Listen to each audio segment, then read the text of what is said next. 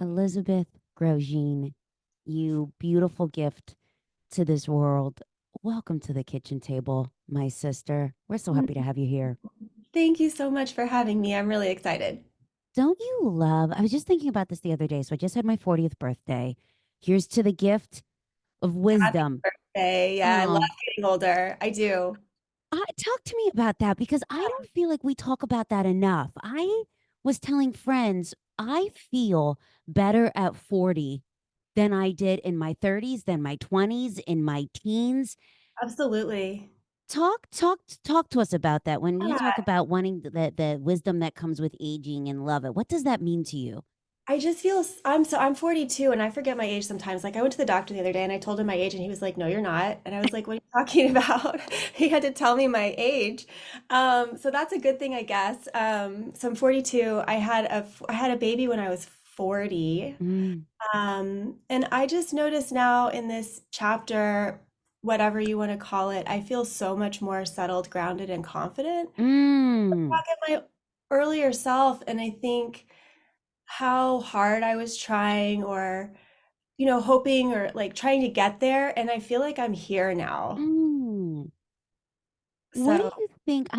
Oh my God, girl, you are taking me to church, and we're a minute in this conversation because it's so funny that you say that. My mom just created this beautiful board of all of these pictures of my life and journey. And I have a hard time looking at it, Elizabeth, because I look at that young girl and I just see so much anxiety, so much fear, so much crippling desire to fit in and never getting to know herself. mhm. And I feel now, finally at 40, that I can say I do know myself. And what a gift that is. Talk to us about your journey in finding yourself. Yeah, I was having shower thoughts this morning about I think that I expect a lot out of life. I Mm, just have very high expectations, and I think sometimes that's made life really hard because, I'm always been reaching for so much out of it. And what that looked like was, after college, I spent probably my whole decade of my 20s and half my 30s changing jobs and changing cities and mm, looking for the right fit and feeling like it was supposed to feel a certain way and I would know when I'd found it. And so I was really expanding a lot of energy in rearranging things outside myself. And it wasn't until I've had three life-changing experiences, well, four if you count childbirth, but besides that, three. The first one was when I was 26 and I did the Landmark Forum, which was a life-altering course for me. It's a 3-day workshop. And that kind of changed the path of my course from being sort of a linear flat line. Maybe it was going down to kind of adjusting it in a more upward direction.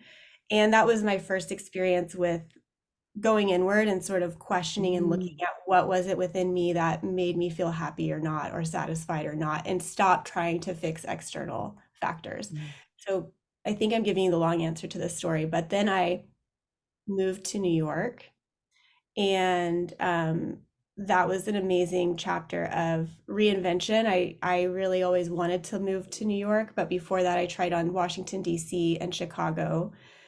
Got to New York and had an amazing time, maybe 6 years of doing what I wanted to do, which was go to the best clubs, date the mm, most fun men, mm, have the funnest jobs, mm, and live a fast life. And I did that. And I kind of tested my own boundaries. I found out where my integrity stood, where my values were, and pulled back into myself. And that's when I realized, okay, I've had this experience, and that also isn't it. Fun though it was. I'm now 36 and I don't really have a career that I'm excited about. I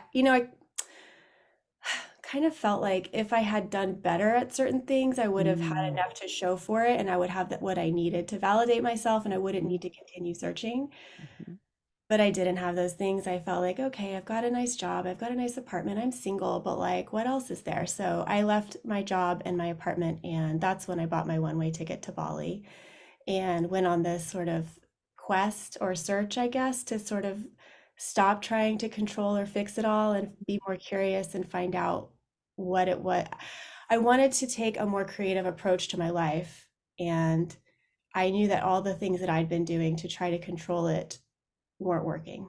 I love that. I want to get into Bali, but before we do, I want to talk about I love when you said I tried on these cities. Like there's just something so powerful about approaching life with curiosity. And I when you said that, that really stuck with me. I was trying it on and see if it feels right.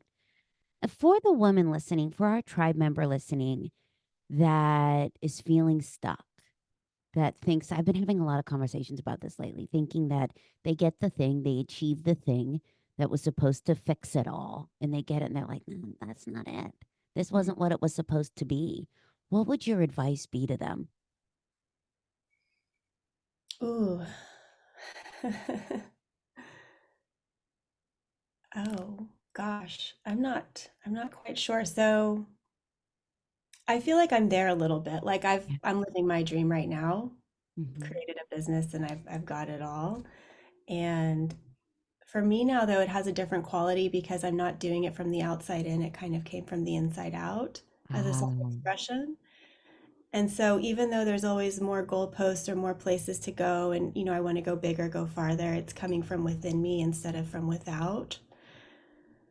So I think that even though we might achieve our external goals, those could be things that we've taken on or inherited from the world outside of us, and they're not really coming from us. And mm. so I would say to question what the definition of success is, really. There is a great book called The Gap and the Gain. Have you heard of it? Oh, I was Googling it this morning. You were? You go, girl, Yeah. you got to get it. It's like a church service moment throughout the entire book. And as you're talking about reevaluating what success looks like, they do this practice in the book. Basically, the book is built on you can spend your whole life hustling to the next tier of the ladder, thinking, I'll be happy then, I'll be happy then. You keep hustling up this ladder, it never ends because it's you versus you, and how Mhm. you never pause to look at how far you've climbed up the ladder, one, but two, to do this audit, as you're talking about, my friend, to ask yourself, what does success look like to you? Not what Mhm. the outside world has told you what you should do, be, want, not your community, not your parents, not online, but you. Check it out. It is so good. And I'm so excited. Yeah. what I got from that, my friend, is also, and I'd be curious your take on this, it sounds so simple, but I believe it's so powerful. As you were talking about it coming within, Mhm.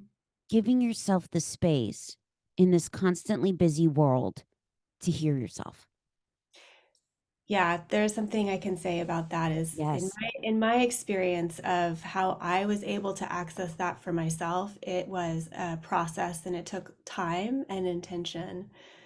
And it happened, I would say for me, it was in stages. So when I was in New York feeling like I was being called to something else, I was intentionally waking up early, having my coffee and journaling each morning. I had a couch, I had a spot by my window with a tree, and I was asking my heart to tell me and guide me and lead me what was next, what's next, what's next. Mm. Quitting my job and going to Bali I mean, I think that to some people it sounds really cool. To me, it was terrifying and horrifying. I was like, I'm such a failure that Mm. I'm gonna leave everything behind and go like disappear into an island. Like that's crazy and weird. It didn't feel good.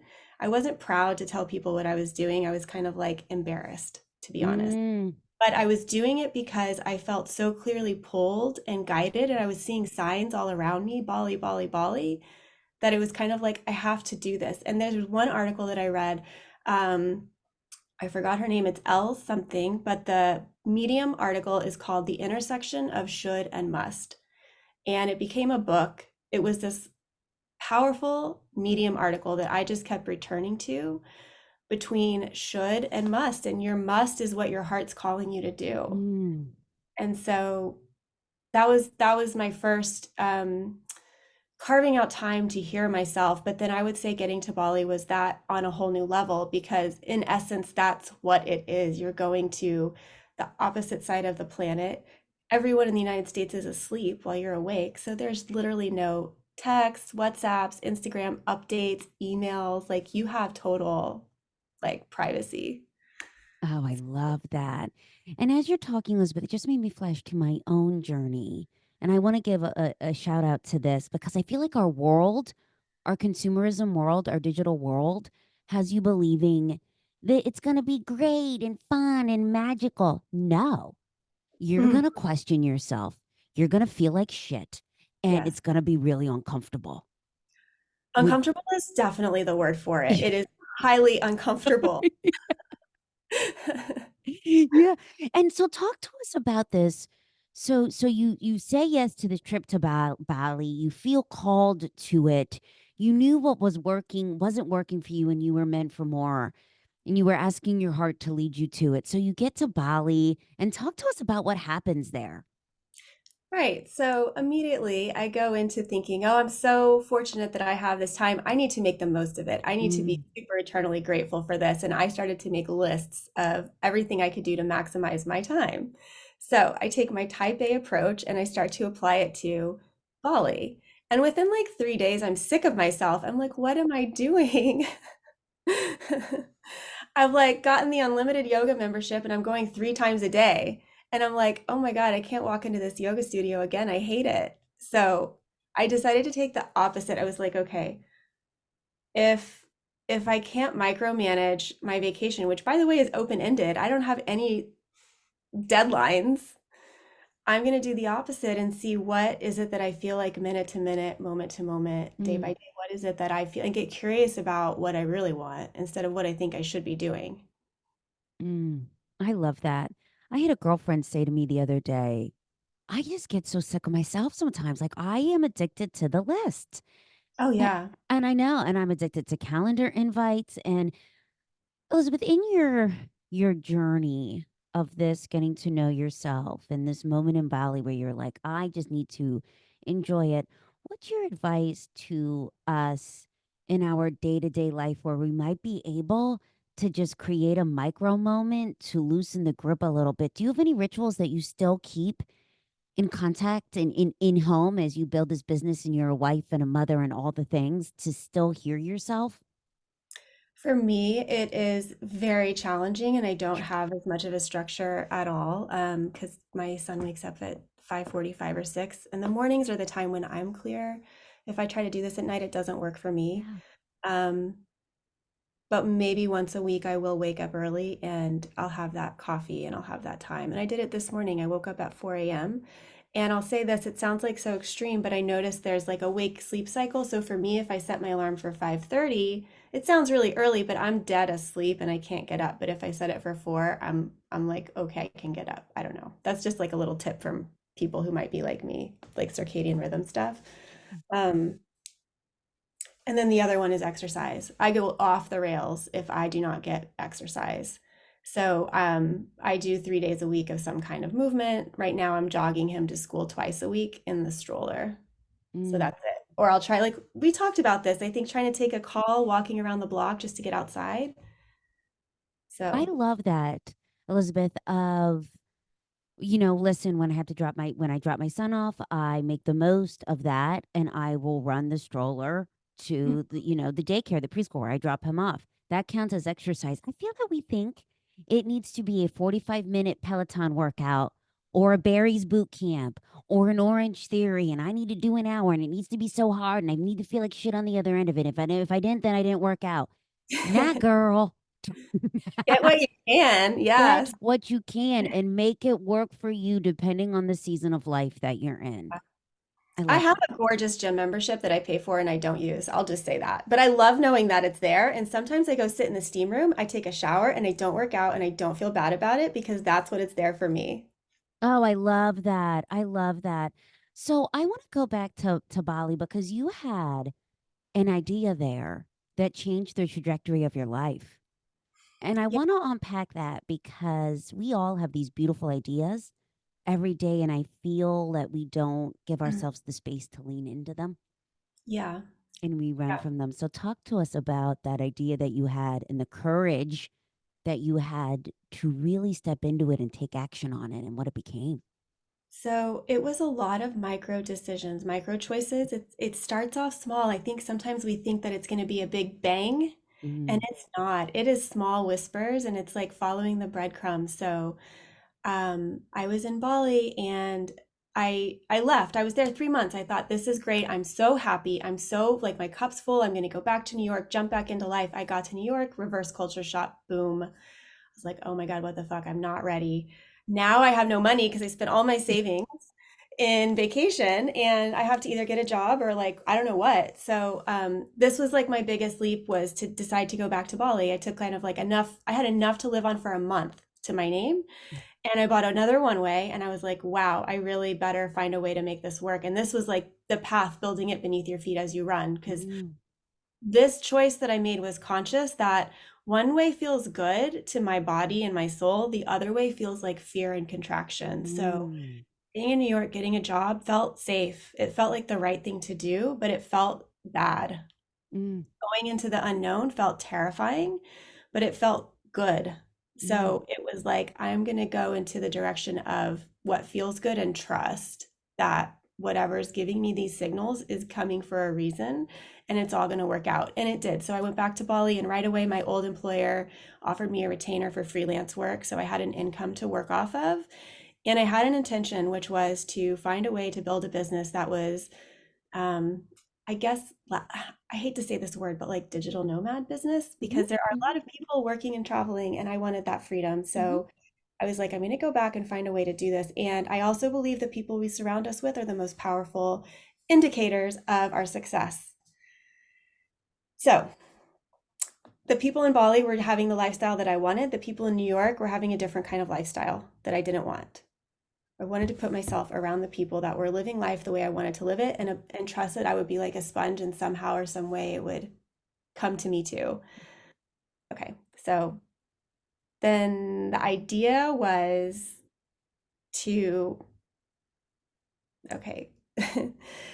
The idea was, it doesn't sound so romantic, but it was really powerful for me. But it was to do research to find a product that I would be able to develop and sell online. Mhm, And as I was doing the research, I discovered this demand for weighted blankets. mhm, And I was looking at the search volume, it was massive. And when I looked at the offerings, especially just starting with Amazon, there was a bunch of just kind of crappy products being sold and nothing really that spoke to me as a consumer. So I got really excited. And I would say that's when it was very loud and clear. It was like no doubt that this was mm, an opportunity. I will say there were doubts because, of course, I was like, if I see this, why doesn't everyone else? This is so obvious. Like, what am I missing? This can't be so easy, right? But trust, keep moving forward. And I went to a trade show and got a sample. And when I tried it, it was like a life-changing moment for me. It was the most relaxing that I'd ever felt, and I was already living in Bali, very relaxed, and I felt like it had taken me to another place far away, and I came like resurfaced from this afternoon nap, feeling like I had traveled, and it was something I thought could be a perfect product to share this experience I was having with my whole entire life with mm. people who couldn't take the time away that I was getting.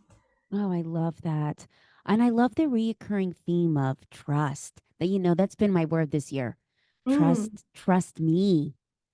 yeah. Trust the universe, God, divine, whatever word feels right to you, that what is meant for you will always find you because it always has and it always will. And there's just something freeing about that. Elizabeth, I want to unpack something you said that about took me to church. I about Mhm. almost flipped the table over because I love this so much. Who you surround yourself with matters. Oh, yes.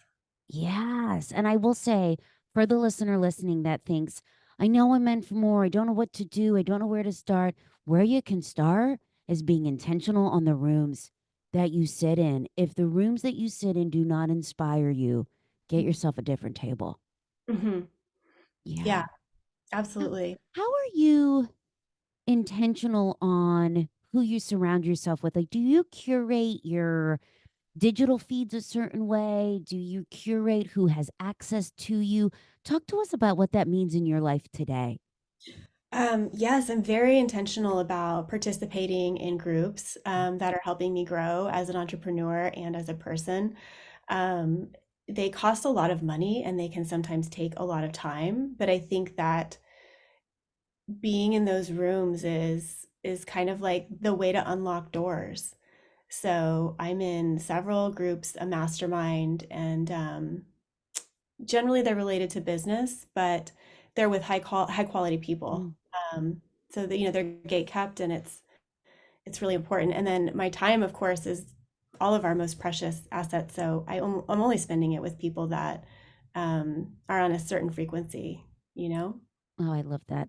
Elizabeth and I, y'all, are recording this on December 13th. And as you're just talking about wanting to spend your time because you only have so much of it with the people that matter, I tried on this new thing for size this year. I hope you all join me. I hope it becomes a theme this year. And it is called Doing What Feels Right to Me.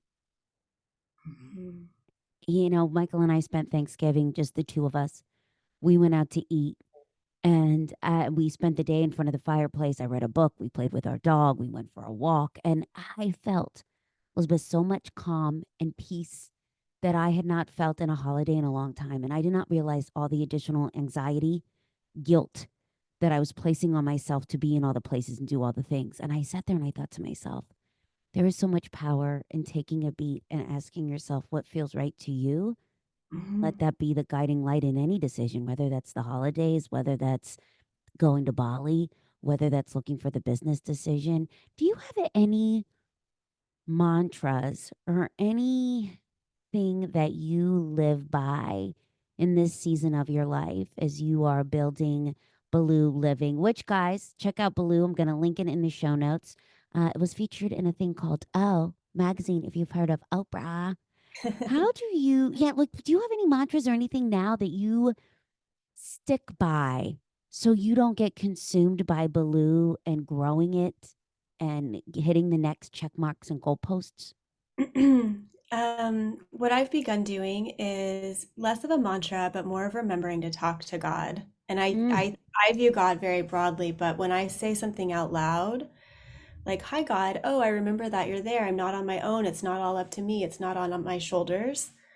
I instantly feel a relief and a connection. And it reminds me that I'm not on my own and that the next good thing is coming to me. oh, I love that. I have to tell you, so in this 2 years of building this business, I have become so much more spiritually connected in a way that feels right to me. Mhm. And I think when you're able to create that, it gives you strength and courage to keep pushing through the fear and the bullshit and the gremlin in your mind. Have you always had a strong spiritual connection, or has it grown as you've become an entrepreneur and started this business? And talk to us about your spiritual connection. It's really evolved a lot. I was raised in a church and I had a few, very deep experiences as a young person. And then as I was older and went to church, I felt like these words aren't mine, they don't resonate. So I Mm, don't identify with a religion at all. But I've had so many deep, just human experiences, spiritual connections, mm. knowing that we're not separate, that we're all connected. And I don't really care what you call it, but it's my experience. And so I know that for me, that's true. And my experience of how things came together for me with creating my business, which was the first and main time in my life that I've ever surrendered and trusted and been guided the way that I was a really powerful, I guess, experience just to show me that there is a higher divine energy around us.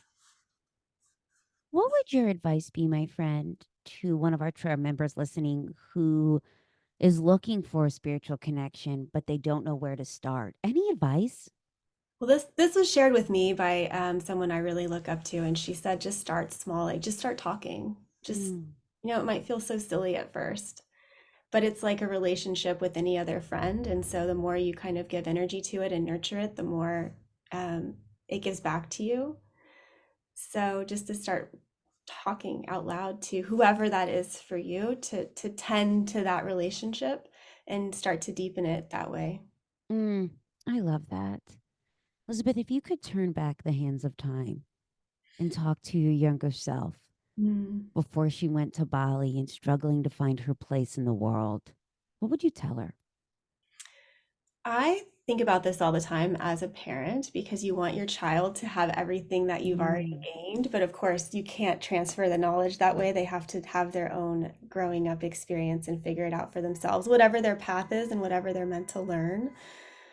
For myself, I read something yesterday actually on Instagram. Who knows who posted it, but I loved this. It said, don't date until you have yourself financially, health wise, and emotionally stable. And I mm, think if I could go back and think, instead of trying to just like do everything all at once, focus on growing myself up first and then to become the woman that I am before I start looking outwardly for those, I don't know, kinds of things. That would be my advice.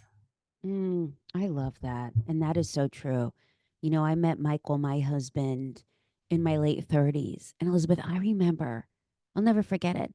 The relationship before I met Michael when he broke up with me because everyone broke up with me because I was hanging on regardless of how shitty the relationship was.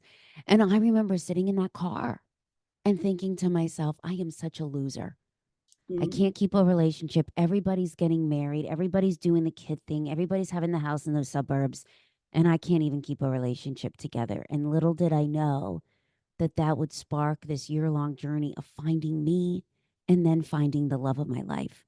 mhm, That's a beautiful piece of advice. I love that.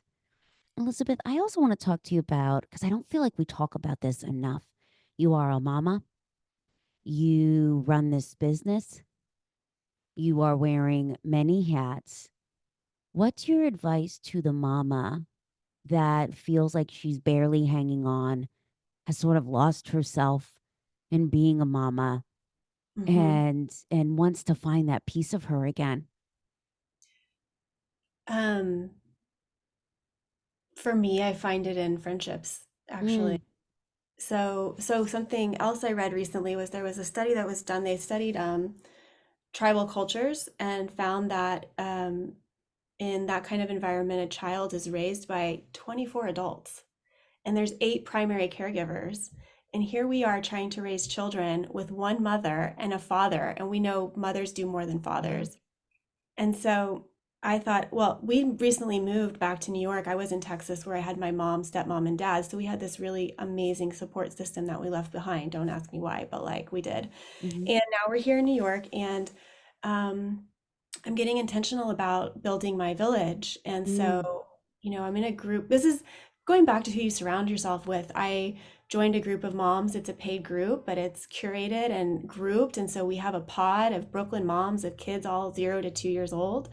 And I reached out to them 2 weeks ago and said, who wants to start a babysitting co-op? Because, like, let's watch each other's kids. Let's not all have nannies and babysitters. I mean, that's great too. You need backup. But, like, so different to have somebody that you can call as a friend that's there for you and in your corner. And I know, kids aside, even just being able to have an evening out with a girlfriend who's someone that fills my cup mm, is how I reconnect to myself. I come home feeling like, oh, I'm myself again.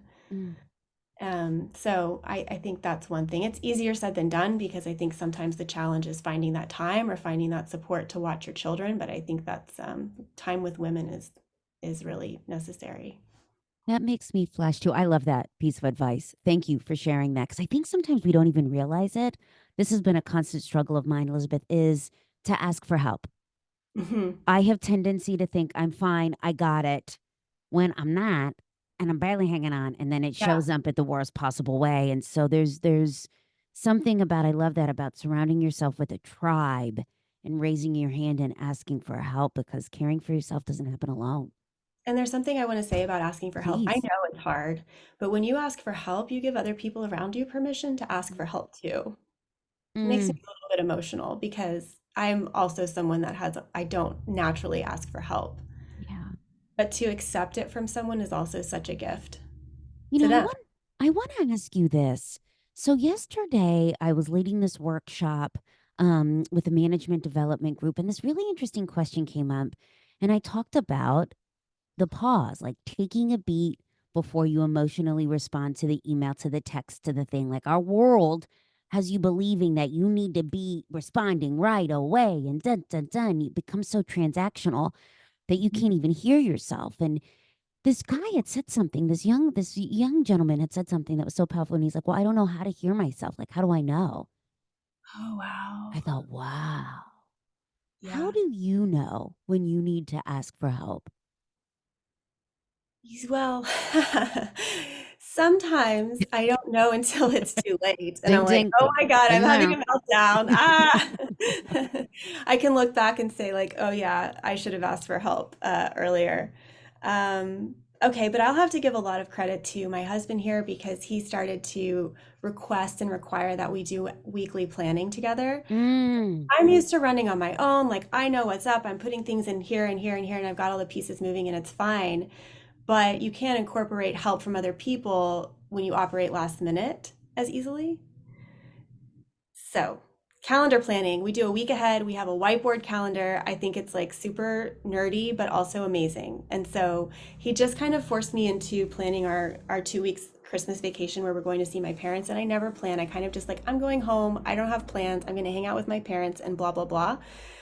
This morning at my 4 a.m. workout time, I blocked out our 2 weeks, and it was so amazing because now I have in my calendar an existence to meet with my mom and have quality time with her, mm, to go to yoga, instead of having visits home become a blur where you look back and you're like, what did I do? Sit around and eat turkey? You know? yeah. So I think planning can be helpful with knowing when to ask for help. I love that. I love that. And blocking it in your calendar, that just made me think a girlfriend of mine is very much like us, all of us, which is doing a lot and wants to achieve a lot and do a lot. And her calendar just becomes a big blur. And she said, Meg, one thing that was a game changer for me was I just block on my calendar 15 minutes a day. It is for whatever I need, whether that's the workout, whether that's the run around the block, whether that's just to hear myself, whether that's to eat something on a plate. Yeah. And I take the time. And as you were just talking about that, I love that there is a way to use your calendar to make yourself more present Mhm. and intentional with those in your life. Oh, I love that. I love that. Mhm. Elizabeth, for our listener who wants to find out more about your story and stay connected with you, where can we find you, follow you, and stay connected with your work and your Yeah. beautiful gifts to the world? Such beautiful gifts. Thank you. I think the best place would be through my company, Baloo Living. I'm really making an effort this year and this month to be present through the brand much more. And we're on balooliving.com, and then our Instagram is just at Baloo Living. Um, and so our emails too. I want to share something we just launched, which is Please. from me, but through the company. For the holidays, we started a new campaign called, well, by the time this airs, I don't know if it will still be live, but it's called The Breathing Room. And we opened up a phone line for people to call and just talk and be listened to. And this is not about our products or selling. This is just about human connection and being there for each other. And I have my mom answering the phone, and she's a life coach. She's trained as a life coach. She had a career in social work and social service. She has a lot of spiritual training and worked in corporate too. And she's just like a beautiful person, like a huge part of my journey. And so people can call and talk to my mom. Oh my God, I love that. I love that. And by the time this airs, who knows what this will have become. So my Yeah. who knows, right? So my friends, check out balooliving.com. I'm gonna link it. I'm gonna link the social feeds in the show notes. And hopefully it's still up where you can connect with Elizabeth's beautiful mama. And I love Yeah. that you're bringing your mama into this too. I feel that sometimes we feel that there has to be this such hard divide between work and life. And I love that you're marrying two things that are so passionate to you and a part of who you are. Yeah, I feel like that's what happens naturally when you find your path is that your work isn't separate, it's who you are. And so Mm, everything is connected. Like, I'm always working, but work is my life and my life is my work. I don't know, it's all connected, mm. um, which feels good because I'm never going to work. Oh, my friend, I love that you are using your lessons and sharing them out into the world in a way that feels right to you. There's something so magical about that, and I can feel that. And so has our tribe today. Thank you for making up the time to pull up a seat at our table. I've loved this conversation with you. Oh, Thank thank you. you. I hope it was I hope it was beneficial for anyone that's out listening, and thank you for giving me a chance to reflect on some of these experiences that are always fun to revisit.